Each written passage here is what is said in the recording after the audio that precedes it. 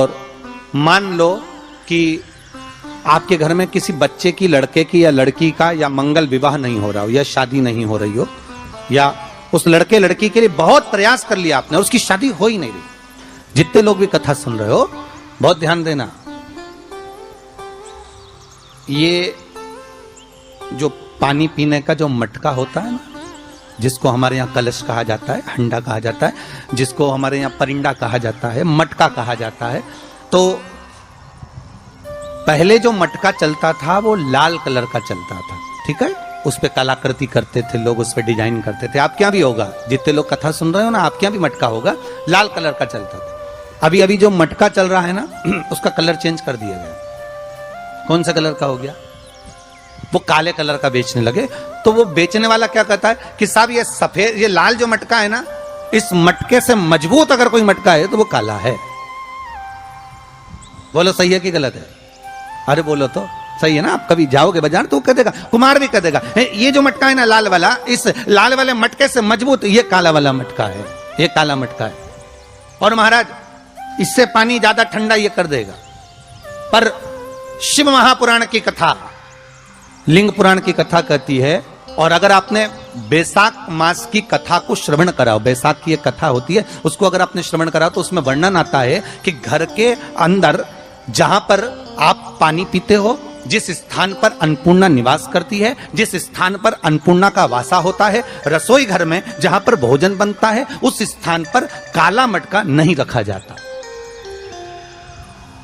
काला हंडा, काला मटका उस स्थान पर नहीं रखते। पर आज फैशन के हिसाब से, अरे साहब वो ये मटका थोड़ा कम ठंडा पानी देगा तो ये मटका ज्यादा ठंडा पानी देगा, तो उसको काले मटके को रखें। पर हमारा शास्त्र कहता है काला मटका लोग रखते कहाँ थे? पहले जो शास्त्र रीति थी, उस काले मटके को रखते थे जब मकान बनता था, जब प्रॉपर्टी बनती थी, जब जमीन बनती थी, जब जायदाद बनती थी, संपदा बनती थी, तो उस स्थान पर उस काले मटके को केवल नजरोटे के लिए, केवल हाय के लिए, केवल नजर के लिए रखा जाता।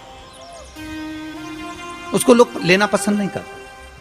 पर आज के व्यक्ति को अगर कह दिया जाए कि ये दो मटके रखे हैं साहब, लाल भी है और काला भी है, तो कौन सा पसंद करेगा? वो काला वाला ही दे दीजिए साहब, ये पानी ज्यादा ठंडा करेगा, उसकी श्रेष्ठता रहेगी। नहीं, शिव पुराण कर रहे हैं, भगवान कुंभ का निर्माण कर रहे हैं, भगवान कलश का निर्माण कर रहे हैं, और भगवान स्वयं ब्रह्मदेव कर रहे हैं कि आप ऐसा निर्माण कर दो जिसमें 33 कोटि देवता स्वतः विराजमान हो जाए। तो भगवान ने उस कलश का निर्माण कर दिया। अब कलश का निर्माण करा तो स्वयं भगवान ब्रह्मदेव बोले, प्रभु इस कलश के अंदर मेरा स्थान कहां है? मेरा स्थान कहां है?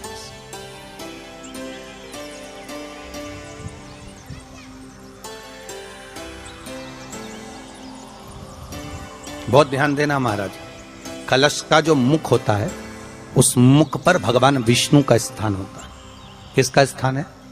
भगवान विष्णु का। थोड़ा सा नीचे आओगे, जहां से कलश का मुख दबा हुआ होता है, वह जगह भगवान स्वयं शिव की होती है। किसकी जगह है? भगवान शंकर की। कलश का अग्रभाग, नीचे का भाग जहां से फैला हुआ होता है, वहां ब्रह्मा का आधिपत्य स्थापित होता है। फिर कलश का जो नीचे का भाग होता है, वो भगवान शिव और शक्ति का स्थान होता है। कलश के बाहरी भाग में, जहां पर बाहर का हिस्सा होता है, उस कलश के बाहरी भाग में 33 कोटि देवताओं को भगवान शंकर ने लाकर विराजमान किया होता है। महाराज भगवान शंकर 33 कोटि देवताओं को निमंत्रण देकर उस कलश में विराजमान कर दिया। कितना सुंदर है महाराज जी। उस आम के पल्लव की महत्वता को जरा जानिएगा, बहुत बहुत ध्यान दीजिएगा। आम के पत्ते देखे आप लोगों ने? अरे बोलो जम के तो बोलो, देखें। उसका प्रयोग कभी आप लोगों ने करा? आम के पत्ते का कभी प्रयोग कर कर देखिएगा। अभी तो नवरात्रि चल रही है, नवरात्रे में जब 5वां दिन नवरात्रे का रहे, चैत्री नवरात्रे का 5वां दिन रहे, और मान लो कि आपके घर में किसी बच्चे की, लड़के की या लड़की का या मंगल विवाह नहीं हो रहा हो या शादी नहीं हो रही हो, या उस लड़के लड़की के लिए बहुत प्रयास कर लिया आपने, उसकी शादी हो ही नहीं रही, अथक प्रयास आपने कर लिया और उसका मंगल विवाह नहीं हो रहा, तो ये देवी भागवत में स्पष्ट कहा गया, देवी भागवत में वर्णन किया गया है, देवी भागवत में वर्णित किया गया।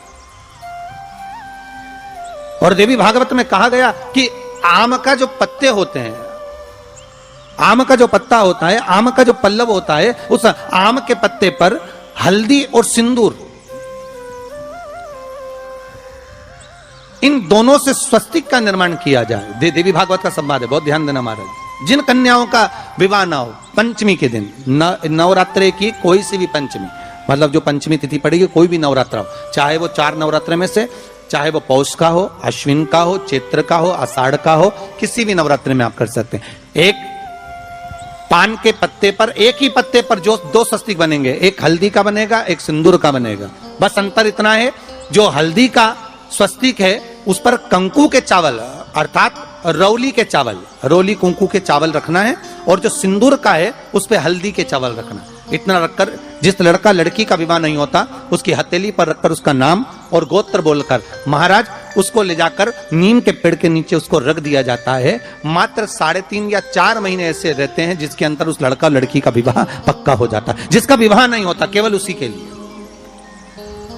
जिसका मंगल विवाह ना हो रहा। आम के पल्लव में शिव का वर प्रदान है, आम के पल्लव में शंकर का आशीर्वाद, आम के पल्लव में शिव का आशीर्वाद।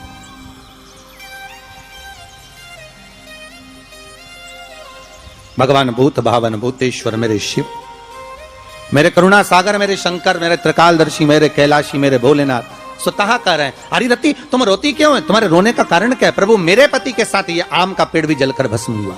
आम का पेड़। भागवत जी किस किसने सुनी है?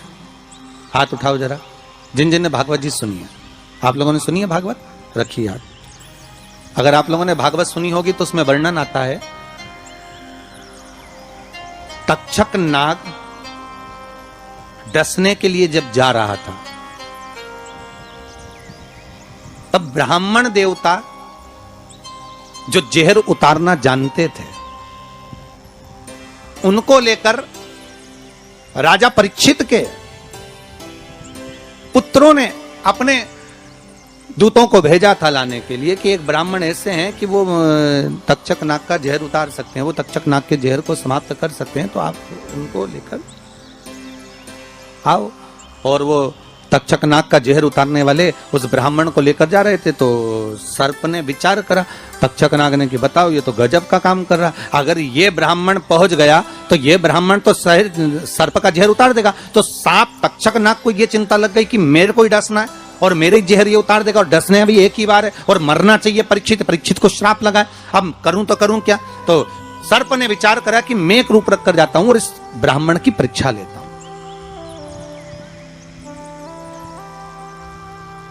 सर्प रूप रख कर गया। भागवत आप लोगों ने श्रवण करी होगी।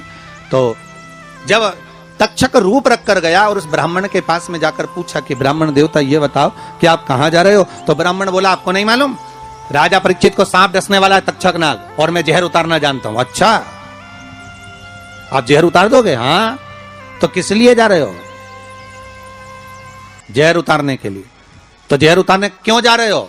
तो कहा राजा है राजा, जब राजा का जहर उतारेंगे तो मुद्रा भी कितनी मिलेगी आपको मालूम नहीं है क्या?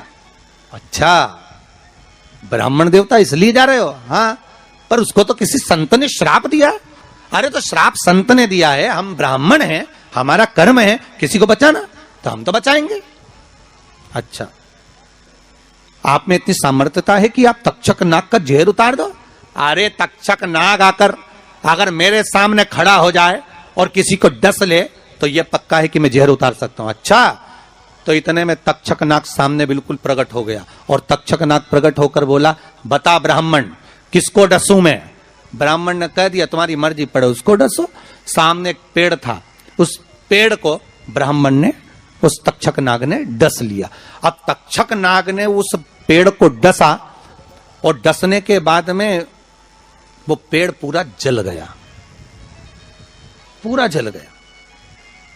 अब पेड़ तो जल गया पर ब्राह्मण जो था जिसको परीक्षा देना थी वो ब्राह्मण को यह नहीं मालूम था कि इस पेड़ पर एक संत बैठकर साधना कर रहा था, तपस्या कर रहा था, और जब वो पेड़ जला तो वो संत भी जल गया,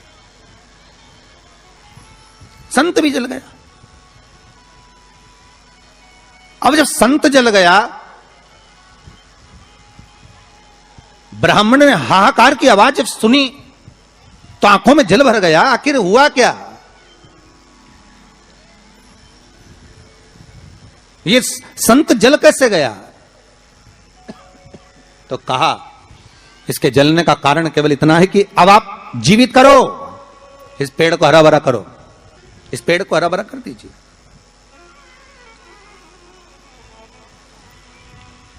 और ब्राह्मण ने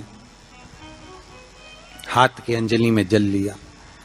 हाथ की अंजलि में जल लेकर ब्राह्मण उस जल को पेड़ के ऊपर छींट रहे थे, तो सबसे पहले ब्राह्मण ने यह मन में सोचा कि भोलेनाथ, शंभु, त्रिकालदर्शी है, कैलाशी, कृपा ऐसी करना कि सबसे पहले जो पेड़ पर जो संत बैठा था वो जीवित होना चाहिए। जो वृक्ष पर संत बैठा है वो जीवित होना चाहिए।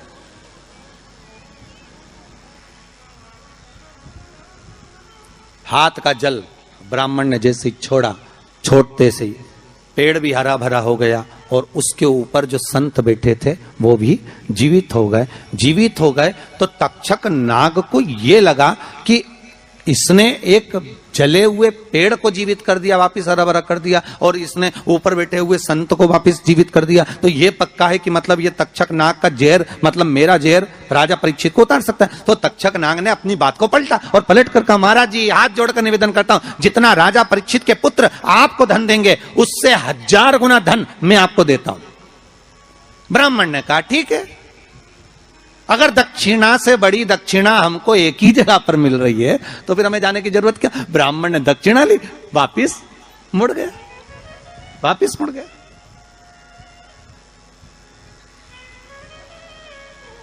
अब ईमानदारी से बोलो, वो ब्राह्मण नरक गया होगा कि स्वर्ग गया होगा? जरा जम के बोलना हो, सुनाई देना चाहिए हमको। कहां गया होगा? नरक। काय में लिखा है? देवी भागवत में।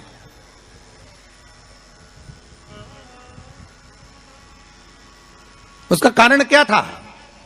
शिव महापुराण की कथा कहती है जैसे एक नाव चलाने वाला व्यक्ति नाव लेकर जा रहा है और उसमें बहुत सारे यात्री बैठे हैं, बहुत सारे यात्री, और नाव डोलने लगी, आंधी चलने लगी, तूफान चलने लगा, हवा आने लगी, लहरें उठने लगी और नाव डूबने लगी। तो जो नाव में बैठा हुआ नाव चला रहा था वो कूद गया और कूद कर बाहर निकल गया, और निकलकर सारे के सारे जितने नाव में बैठे थे वो सब जलने लगे। जितने नाव के अंदर बैठे थे वो सारे के सारे जलने लगे।